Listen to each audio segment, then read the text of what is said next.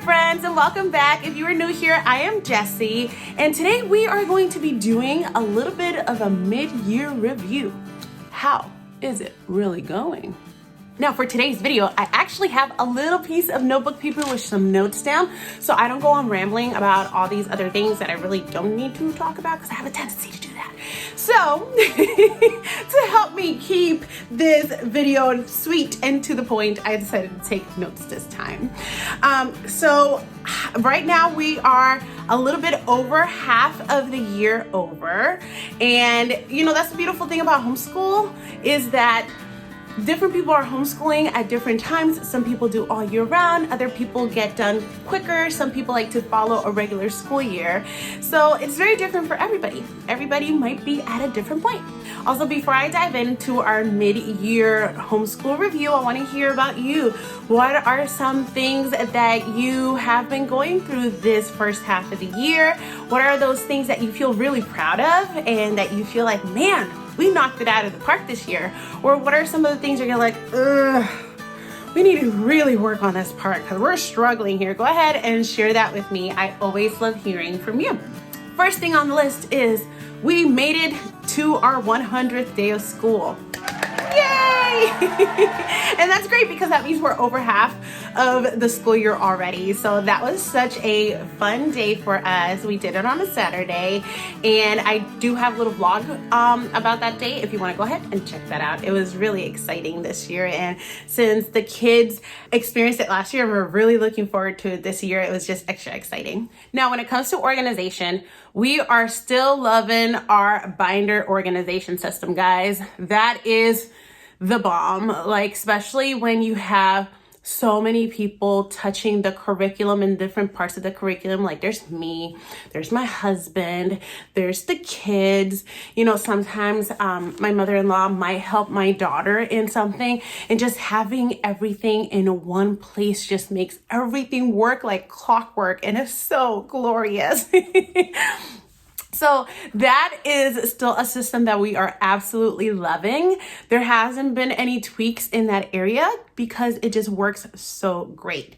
Now, when it comes to our space where we keep and store our homeschool curriculum at, I have made a couple of changes when it comes to the bins. So we still have two cubbies that hold the kids' curriculum. That those are the resources that only Sean and I use and touch. The kids don't touch that. On the top, we have two bins, one for each child, and it has the kid's name on it. And that is the stuff that they use continuously. So whether it's books or notebooks or readers, that is there, and it's just so nice to have it ready to go. And then I added an extra bin for the video manuals, just so is up there ready for Sean and I to use whenever we need it. And then we have one extra bin that's for me. So I can put like my stuff there, my devotional planner that I have as well, and just little knickknacks that might end up somewhere else. I have that there. And then below that, we have a spot where it stores that Spanish curriculum we got last summer, which we really didn't get into. I'm not quite sure what I'm going to do with that curriculum, guys. We watched a couple of the lessons, and it was okay. Instead, what is working out better is that I'm doing conversational Spanish with the kiddos, and they are really picking that up quickly. And when we go to my mom's house, they are they're asking me on how to say certain things in Spanish, and that they are more excited about. This song Spanish curriculum didn't really hit the mark for us, at least last summer. Maybe I'll try it again this summer, and we will see where we go. Maybe after, you know, these couple of months of them having that interest now and wanting to talk to their grandma in Spanish instead, maybe they would like the curriculum better. I don't know. We shall see. That's at a halt. Now, when it comes to the structure and the subjects that we are doing, my husband is still doing the big bulk of it. With my daughter, I am doing the reading part, like the reading circles that they do, the reading groups, instead of doing the video lessons. I do that with her. I just find that so much more beneficial for her. We are not doing accredited this year for my daughter or for my son. So we're just making a couple adjustments, minor adjustments, not big adjustments, but when it comes into the reading aspect. So I'm doing that with my daughter and she loves it. And then for my son, I've also decided to take over the reading class as well. Just because reading is what I taught 5th and 6th grade for years, and I absolutely love it, and I feel so proficient in that area, and I want to also be more involved in that area since in school, that is an area that he was very reluctant in. He has great comprehension. He can read things to himself without a problem. When it comes to him reading aloud, his speed is not the greatest. But when it comes to the readers, like him reading the books and the readers, I want him to have that practice with me, and we read the stories from in there. I follow it along with the lessons as well, and then that way I know what he's reading. I can ask him about it. I can help him make connections, to other things when we're out and about. That can be something that I can tell him, hey, remember, we read about this. It's just something that's working out better for us. So typically when I get home from work on the weekdays, I start dinner. And then I set a timer and I work with my daughter from 15 to 20 minutes after dinner starts being cooked. And then after that is my son's turn, and I work with him for 15 to 20 minutes as well on reading the material for that particular lesson that day. And by the time I'm done with both of them, dinner is typically already done and ready to be served. So it all works out pretty good.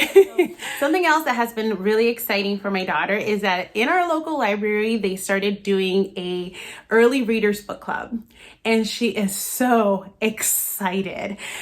Typically, my son has been doing this since last summer, and she's been coming along with him in his book clubs, but she hasn't really been reading the books. They're for older kids, but she likes the activities and they let her participate in all the activities, and she just has such a good time. However, now they have one for her age level and her ability level, and she is over the moon. She has been counting down. We have already read her book. It's just so exciting to see her so motivated and really looking forward to and being part of her own book club. So that has been really exciting. And she's able to read words with long vowels now, which she struggled a little bit. That was an area that, especially with the long U sounds, that was so tricky for her, but she's finally got it. And I'm so proud of my baby. It's just so exciting to see the process that, she goes through and that we were part of that. Something else that was really exciting this first half was our trip to the Carnegie Museum. We were really looking forward to that particular trip, because the Pittsburgh Carnegie Museum typically has an Egyptian exhibit. So Noah's history curriculum did cover Egypt. And what we started doing is that in the afternoons or in the weekends, we would watch some extra documentaries on Egypt, because I love the Egyptian civilization. I just find it very fascinating. And learning about it really opens your eyes as to God's people living in Egypt as slaves and what that culture was like is just really good information to know and be aware of. We had been learning a lot about that, and Noah was so looking forward to seeing a mummy. And even though we had gone here before when he was younger, he had no idea nor interest in the Egyptian hall. I thought that was the coolest thing. He didn't really care about it. And now that he had all this knowledge, he actually wanted to see it. And we made it there and found out that it was closed. And that was just the most devastating thing ever. You have to do these things for the preservation of these artifacts, and that's absolutely fine. But it was so devastating because I had checked the website just to make sure, and it didn't say it at that point. I've gone again, now it says it, but beforehand it didn't. So that was a little bummer, but we were able to see everything else in the museum. Everything else was open. So that was really fun to see the gems and all that fun stuff. If you guys haven't seen our vlog yet on that trip, go ahead and check that out. And the last trip that we took as a family, this is not really homeschool related, but we just took our first trip to a hockey game. And that was just so much fun. We haven't been to a hockey game since Noah was 3. So just sharing that time as a family, as a nice fun time out was really, really fun as well. So what are some things that we are looking up on this second half of our homeschooling year? Well, March is coming up. I cannot believe it. Oh my goodness, how quickly, like, we're already coming up to March. But March is one of my favorite months because it's Read Across America. And I know now there's like a less emphasis on Dr. Seuss and it's more on reading and it's a whole month-long thing. But I still love Dr. Seuss. Like, my son's first birthday was very Seussical. So last year I did a video on some of the Dr. Seuss inspired foods that I had made, and I shared that if you want to check that out. But I'm thinking this year for Read Across America, I'm going to plan, it's on a Saturday. And so I'm going to plan a Seuss themed day where maybe reading the Lorax, because Lake Erie is actually mentioned there.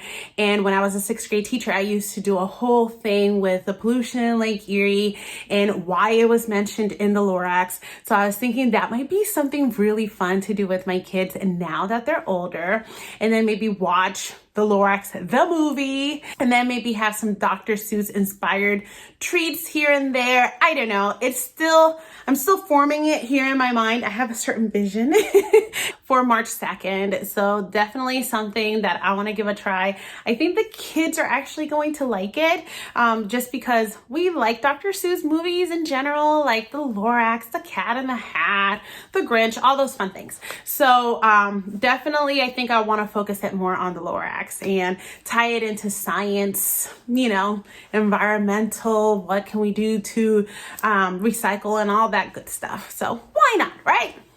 This second half of the school year, we are also so excited about the eclipse that's coming up in April.